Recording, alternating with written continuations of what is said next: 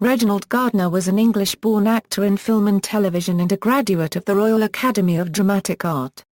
His parents wanted him to be an architect, but he insisted on a career as an actor. Life and career: he started as a super on stage and eventually became well known on the West End stage. He was also well known to wireless listeners and was known on air for his amusing train and car noises. Gardiner started film work in crowd scenes, making his big film break in 1926 in the silent film The Lodger, by Alfred Hitchcock. Moving to Hollywood, he was cast in numerous roles, often as a British butler. One of his most famous roles was that of Schultz in Charlie Chaplin's The Great Dictator. He also performed memorable turns as the spurned almost husband in The Doctor Takes a Wife and Christmas in Connecticut. On October 4, 1956, Gardiner appeared with Greer Garson as the first two guest stars in the series premiere of NBC's The Ford Show, starring Tennessee Ernie Ford. He made other guest appearances on television sitcoms of the 1960s, including Fess Parker's ABC series, Mr. Smith Goes to Washington and Stanley Holloway's Our Man Higgins. He also appeared in the 1964 Perry Mason episode, The Case of the Ugly Duckling, as business owner Albert Charity, and in an episode of Alfred Hitchcock Presents.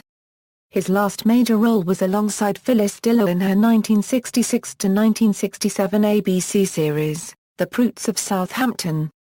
Also in 1967 he made a guest appearance on Petticoat Junction, in the episode Uncle Joe and the Master Plan, as Gaylord Martindale. He also recorded a curious and eccentric classic called Trains, which was regularly played on a 1950s British radio programme called Children's Favourites.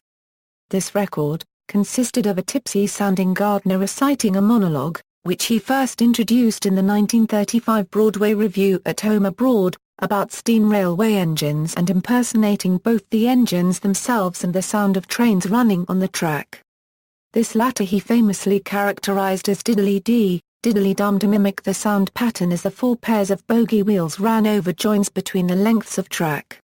Trains was released as a 78 and 45 by English Decca Records, which remained on catalogue into the 1970s. At the end of the record, Gardiner signs off with "Well folks, that's all, back to the asylum." He was summoned to Buckingham Palace to give a performance in person.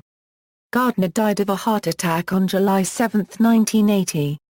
Partial filmography: The Lodger, A Story of the London Fog, The Perfect Lady, Leave It to Smith, The Diplomatic Lover, Borrow a Million, Virginia's Husband, Born to Dance, A Damsel in Distress, Everybody Sing, The Doctor Takes a Wife, The Great Dictator, Sundown, My Life with Caroline, A Yank in the RAF.